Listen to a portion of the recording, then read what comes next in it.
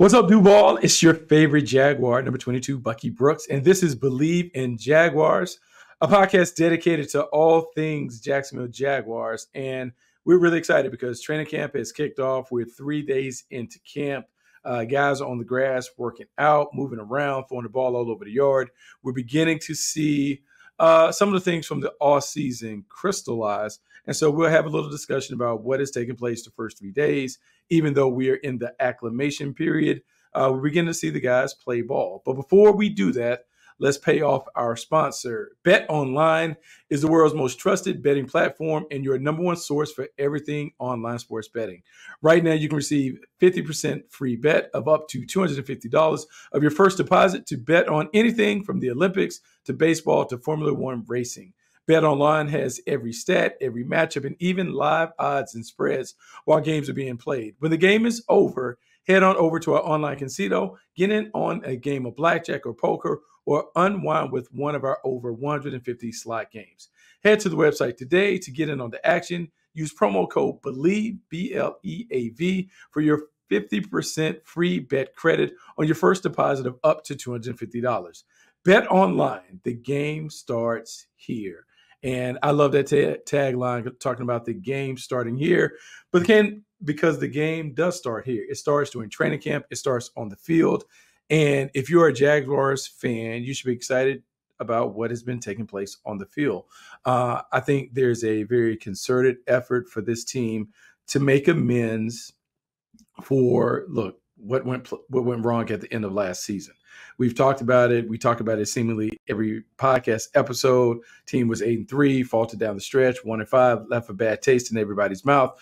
But what it did, it really prompted the team, the franchise, to make some changes that I believe will be beneficial in the long run. When I just look as a casual observer, I see a team that is really paying really close attention to the detail. To me, it appears that the coaching staff, particularly on offense, may have felt like maybe they skipped some steps in terms of getting the team ready to play last year, didn't necessarily prepare everybody with different contingency plans to have guys ready to play if they were called into action at the middle of the year. And from those mistakes, I think they've learned lessons, and that has put in what I would say a more structured, more organized, more detailed plan to get the team ready to play for week one. And the reason why I want to focus on offense first is because I keep hearing this theme when offensive players go to the podium and they're talking to the press, and I keep hearing the same things, much like I talked about on the previous podcast. I keep hearing the guys talk about chemistry and trust. Trevor Lawrence talked about it the other day. He talked about the chemistry and the trust and how important it is that during this time of year, and really during the offseason leading up to this time of year, that they're developing the chemistry with one another, that they're spending a lot of time with each other so that they know one another. But more importantly, they can begin to develop trust with one another.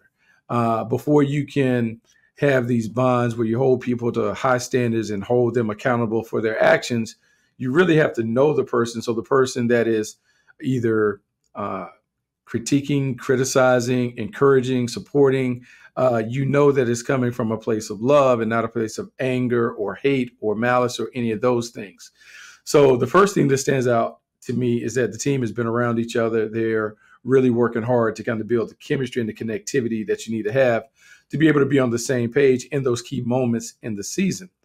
The other part that stands out to me is Evan Ingram talked about, just loving this group of guys that he's playing with, loving how connected they are, the chemistry that he feels from the older players, but also the younger players that have been brought on board, and how they're attacking their jobs with like a real professional approach. He talked about the detail, the preparation, how everyone is really bought into the standards that they've established in the locker room, and that they're really focused on making sure that everyone meets those standards. So from their preparation to the way they practice to the way they perform, there's a code that everyone has to live up to, and the players are policing themselves, which is what every coach wants. You want a player-led team, not a coach-led team, because the player-led teams are more impactful. You're more likely to be impacted by what your peers think of you, what they say to you, more so than what a coach says. And when you hear it on back-to-back days, Evan Ingram following Trevor Lawrence, saying the same stuff about chemistry, connectivity, trust, the bonds being established, to me, there have been multiple meetings about that. It means that there have been multiple meetings about that, or it's one of the things that they've talked about being really, really important to the team. So that is apparent. I think you can see that. You can see the older guys helping the young guys. You can see a lot of communication and dialogue between players. And I think you also see it when it comes to the coaches and the players, that there appears to be like a better synergy. And I don't know what to make of that. I can't explain why that is, but maybe sometimes when you have disappointments like the team had last year, as a coach, maybe you're more intentional about the way that you not only communicate and interact with the team, but you're more intentional about getting to know the players beyond just what they can do for you as a player in those things. Regardless, when you look at it, you can see it. There's a different energy around the building. As it relates to the offense in general, I think the offense is continuing to get better.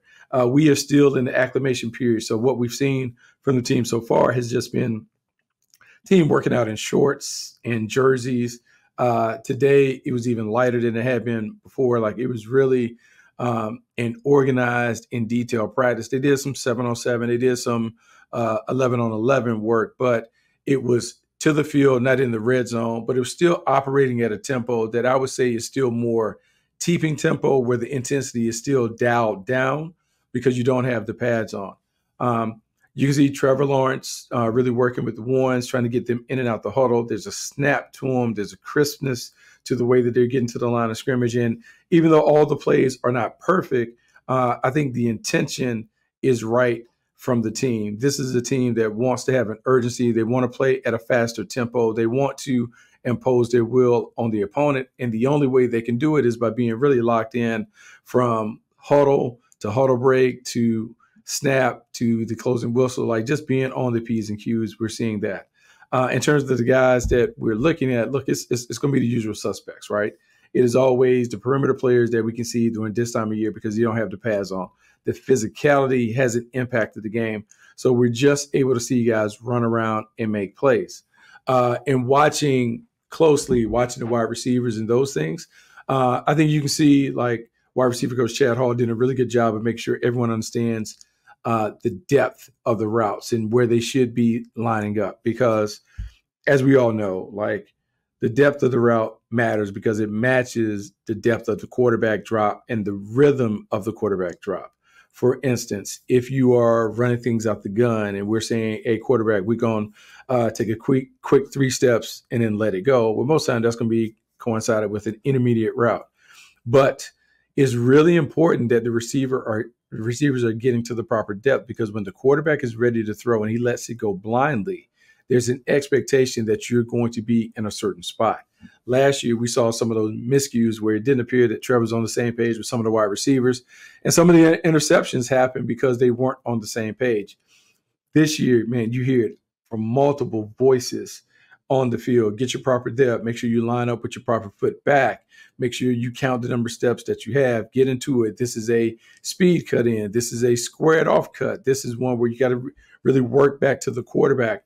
Some of those finer details that might have been skipped over last year, they're not being skipped over this year. There's really a concerted effort by multiple coaches to make sure that everyone is on the same page. Receivers, tight ends, quarterbacks, all of that stuff shows up in the passing game. When it comes to the running game, you can see the big guys down there working. The O-line is working together. They're trying to get, all 5 guys to be on the same page so they're connected. It's really important when you're a team like the Jaguars that may run primarily zone type concepts and occasional gap stuff, that all 5 guys at the line of scrimmage are working in concert. Like if you think about like a dance squad and the Rockettes and how everyone is working together, everyone is in unison, everyone are taking steps that are synced up. The offensive line has to work like that. So they've been really working hard on making sure that they are in lockstep with one another, that they are hip to hip. They're locked in. If they're double teaming, they're locked in and doing it the right way and making sure that they're taking the right steps and posting and hinges and those things. So that part is great. But the part that has really been fascinating to me is watching the running backs work and watching how Coach Mack has really been working with the running backs about how they're supposed to insert into the line on certain plays. A lot of times it's one of those things that we assume because these guys have played a lot of football from Pee Wee to high school to college to now to the pros. These running backs and stuff have played for a long time, but sometimes we forget that we still need to be really detailed with our instruction to them about their steps and how their steps must relate and link up and coordinate with the offensive line. When we think about the running game, too often we talk about the running backs or we talk about the offensive line, but we don't talk about the importance of them being on the same page together. A lot of the work that they're doing in the running game is making sure that everyone is on the same page. Running backs are attacking the right gap. They're not only attacking the right gap, but they're attacking it with the right angle, at the right pace and tempo, whether it's an urgent, whether it's a slow and flow. They're making sure that these guys are working together. And we really won't see the impact of that until we get the pads on and we see kind of some of those live tackling sessions where you're seeing the physicality and the intensity. But right now, on air, on bags, against the defense without pads on, it looks good. It looks like everyone knows exactly what to do, and that is part of the battle. I'll say this. I will say Press Taylor has also done a really good job of, I would say, taking more command of the offense. Doug Peterson is certainly there, and there's going to be debates and conversations throughout the preseason on who's going to call the plays and those things. Let me tell you, it doesn't really matter who calls the play. I Bleav that these guys have to work together anyway. Offensive coordinator and offensive-minded head coach, there are always going to be conversations about what should we call, how should we call it, how should we attack the defense, what are the answers to the problems that may arise, do we have enough diversity and variety in our attack to be able to keep the defense guessing and those things. What I see from the side, it's not an official opinion, but it's just my opinion. I see Press Taylor trying to take more command of the offense. But what I see Doug Peterson doing is just being around, making sure maybe he's a little more forceful. Maybe he voices his opinion more. Maybe he is taking more notes to make sure that this offense plays out as he envisions, whether he's the play caller or whether he is the guy that just is managing the game as a CEO type head coach. He is certainly making sure that that side of the ball is on point. Now, the only way you can do that on that side of the ball where Doug Peterson is really focused on making sure Press Taylor has everything that he has is he has to have complete trust in the defense and what's going on the defense side of the ball. And I would say that early on, the early indications from the defense, Doug Peterson really trusts Ryan Nielsen and the plan that he has in place to help this defense get back on track. And one of the reasons why I say that is because just watching the interactions between the groups and watching where Doug is kind of moving around the field, he goes and checks out what the defense is doing, but he's spending a lot of his time with the offense, overseeing everything, kind of moving back and forth between both fields. But he has really freed up Ryan Nielsen and his staff to really take ownership of the defense and kind of do what they need to do to get it done. And when I look at the way it operates, I can see why it would be easy for Doug Peterson to really trust Ryan Nielsen to get it done. I can tell you, man, and it doesn't matter wherever you go, whatever level, whether it's pro, college, high school, youth ball, you can just tell when guys run a really good practice. It is very detailed. People are always moving. It's very organized and structured. You don't see a lot of wasted time. You don't see a lot of drills that don't relate with what is either on the horizon or what eventually you get to in those group and team drills. When I watch the team work, and particularly because I've been paying real close attention to the defense, everything that they're doing in practice is sensible. So if you talk about being a team that is obsessed with the turnovers, well, you get what you demand and you also get what you practice. Well, every day I see them go to the corner. I see little stations on the defense lined up where they're going through turnover circuits, punching the ball out, scooping and scoring, picking off tip passes, all of those things. If you're going to talk about a team that is obsessed with the ball, then your drills have to match what your words are. And what I'm seeing, the drills match up with the vision that Ryan Nielsen has shared with us about how he wants the defense to play. The other thing that stands out to me when it comes to why Doug Peterson may trust Ryan Nielsen is a lot of the conversation this offseason and the early part of campus has been about, guys, we're not quite into the evaluation part yet. We're still teaching. We're still trying to get the guys right. There's plenty of time for us to evaluate who can and who can't play. But before we get to that, we want to make sure that everyone knows exactly what they're doing. When I look at the team and I look at the team's teaching model, like I see this team, like if you think about like your kids and how your kids eventually go from crawling to scooting to walking to eventually running, there's steps in the process. And most of the time, your kids don't skip steps before they get to moving around. Well, when I look at the Jaguars and I talk about the install of the defense, when I'm looking at the individual drills, the individual drills match the vision of how this team wants to play. So we've heard this team talk about being a bump and run team, playing press coverage or press shell on the outside. So you would like to go to practice and see the team doing a lot of press technique work with the corners and the DBs, because that's how we say that's how the coaches have said that they're going to play. So that matches up. And when I look at the personnel, the other part that you're looking at, does the scheme match the personnel? Do we have guys that are going through the drills that look like they have the potential to be really good in bump and run coverage? Yes. And the reason why is they're long, they're athletic, they're fast, they're feisty at the point of attack. They've done a really good job of working with them on the line on their footwork. And look, some people are called the kick step technique, shuffle, whatever you want to call the technique that they're utilizing. These guys are really trying to do it. And I would say even the more important part of it, I'm watching guys stay after practice to work on their technique. So that is all positive. When you go down and look at the bigs and the linebackers, like when I'm looking at the bigs, I'm watching them get off. I'm watching them do things that are really matched up with the pass rush and how they want to come off the edge. I'm going to say this. Josh Hines Allen looks really good, man. He's beefed up. He looks like he's over 280 pounds. He's thick. He's fit, though. He's running around. The energy is great. Love that. Trayvon Walker looks like he's ready to take another step in his development. When I watch him and I watch him work on his pass rush drills, he's beginning to sequence and put his moves together, which bodes well for him as a third down sack artist that is able to really change the course of the game, opposite Josh Hines Allen. Some of the other young guys that you see kind of rolling through, you're looking at Hamilton looking like he's trying to work back from the injury, trying to get back to his old self. You like those things. Got to pay closer attention tomorrow. I'll make sure I pay closer attention to the young rookies, Smith, Jackson, those guys. But so far, man, I just love what I'm seeing from this group.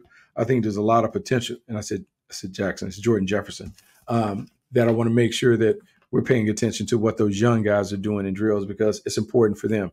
We had some near misses, had some guys that were kind of beat up today.